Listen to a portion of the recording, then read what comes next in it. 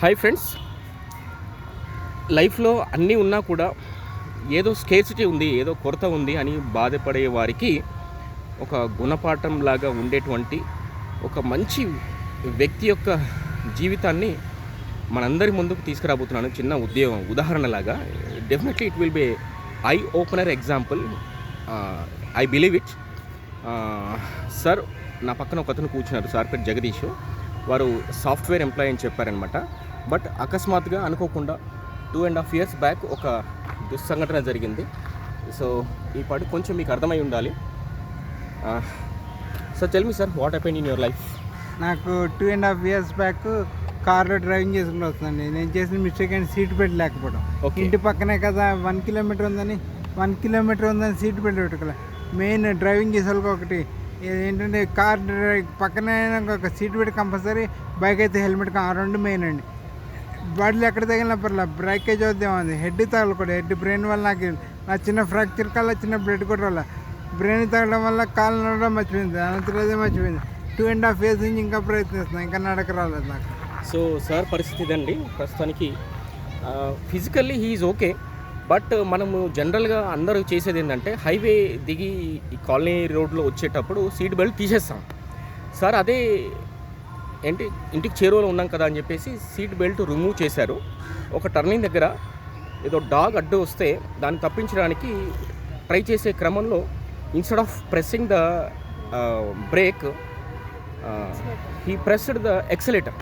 దానివల్ల అకస్మాత్తుగా ఈ యొక్క హెడ్ స్టీరింగ్కు కొట్టుకోవడం వల్ల ఒక బల్జ్ లాంటిది ఏర్పడి బ్రెయిన్ ఎక్కువగా ఎక్స్పాండ్ అవ్వడము, అనంతరము ఒక 1 month కోమాలోకి వెళ్ళడం, బెడ్ రిడన్ కావడము, తర్వాత కంప్లీట్గా తను ఒక పెద్ద సాఫ్ట్వేర్ కంపెనీలో ఎంప్లాయ్, ఆ జాబ్ చేయలేని పరిస్థితి. అండ్ వాళ్ళకు ఒక చిన్న బాబు కూడా ఉన్నాడు. Vidya madam, please join with us. కానీ వాళ్ళు ఏంటంటే చెక్కు చెదరని ఆత్మవిశ్వాసం, చెరగని చిరునవ్వు, భార్యాభర్తలిద్దరూ కూడా ఒకరినొకరు అర్థం చేసుకొని చక్కగా ఇప్పటికీ వారి యొక్క లైఫ్ జర్నీ కొనసాగిస్తున్నారు. మేడం అభిప్రాయం తెలుసుకుందాం. అండి నా అభిప్రాయం ఏంటంటే అండి, ఎవరు ఏది జరిగినా కూడా అంబిషన్ అనేది కోల్పోకూడదండి. ఇంకా ఏదో చెయ్యాలి అన్న తాపత్రయం ఉండాలి. అలానే మా హస్బెండ్కి ఇంత అయ్యా కూడా హీస్ ట్రయింగ్ బెటర్ దెన్ అదండి. ఓకే, కానీ మీ హెల్త్ విషయంలో కానీ ఏదైనా కూడా ఏముందులే అన్నది మాత్రం నెగ్లెక్ట్ చేయకూడదండి. హెల్త్ ఈజ్ వెల్త్ అన్నారు. ఎప్పుడైతే మనం ఆరోగ్యంగా ఉంటామో లైఫ్ కూడా అంతా సేఫ్గా బాగుంటుందండి. Thank you madam. ఏం లేదండి, మనము చిన్న చిన్న చికాకులు ఇబ్బంది పెడుతూ ఉంటాయి కదా, వాటి యొక్క ఎఫెక్ట్ వల్ల చాలా అసంతృప్తికి లోనవుతూ ఇబ్బంది పడుతూ జీవనం కొనసాగించే వాళ్ళని ఎంతోమందిని చూస్తూ ఉంటాం కదా.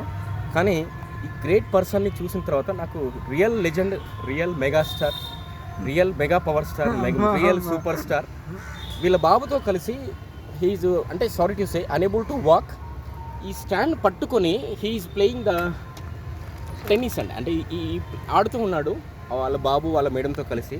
నాకు క్వైట్ ఇన్స్పైరింగ్ అనిపించింది. అండ్ సే హాయ్ నాన్న. ఓకే.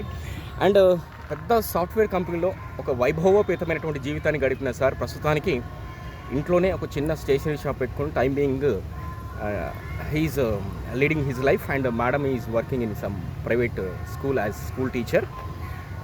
మనందరి తరఫున వారికి అభినందనలు తెలియజేస్తూ ముగిద్దామండి. Say thank you. Bye. Bye నాన్న. Bye madam. నమస్తే. Thank you sir. All the best. మళ్ళీ మీరు చక్కగా రికవర్ అయ్యి కోలుకొని మీ పూర్వ స్థితికి వెళ్ళాలని, చక్కగా మళ్ళీ గచ్చిబౌలి హైటెక్ సిటీ వెళ్ళి మీరు జాబ్ చేయాలని, మెట్రో ట్రైన్లో ప్రయాణించాలని ఆకాంక్షిస్తూ మీకు మంచి రోజు త్వరలో భగవంతుడు ప్రసాదించాలని కోరుకుంటూ thanks for sparing time. So ఇది ఫ్రెండ్స్, కొంతమందికి మనలో ఒక జ్ఞానోదయం లాగా అవుతుందని చెప్పేసి ఒక చిన్న ఎగ్జాంపుల్. ఓకే, ఒక విల్ పవర్ కోల్పోవద్దు అనడానికి సార్ ఉదాహరణ. జగదీష్ గారు, ఫైనల్ వర్డ్ చెప్పండి. ఏదైనా కూడా సాధించాలని ఫ్యూచర్ ఆలోచించాలి. టైం అయిపోయింది దాని గురించి ఆలోచించద్దు. నెక్స్ట్ ఏంటి అని ఆలోచించాలి అంతే. నెక్స్ట్ ఏంటి అని ఆలోచించి దాన్ని ట్రై చేయాలంతే. ఏదైనా పోయినా కూడా పోయింది అనుకోవద్దు, మళ్ళీ ఎలా సంపాదించాలని ఆలోచించాలి. అది సార్ 1,00,000 కోట్లు వెనకేసుకున్న పెద్ద రాజకీయ నాయకుడు కూడా రేపేంటి పరిస్థితి, నాకు మంత్రి పదవి వస్తుందో రాదో, నా ఉన్న పదవి ఉంటుందో ఉండదో, ప్రజలలో నా అభిమానం ఇలాగే కొనసాగుతుందో లేదో అనేటువంటి ఒక ఆందోళనతో కూడినటువంటి ఫేసెస్ మనం చూస్తూ ఉండొచ్చు. బట్ అనుక్షణం నవ్వుతూనే ఉన్నారు సార్, అది బాగా నచ్చింది నాకు. Thank you sir, bye thank you అండి. Bye friends. బాయ్.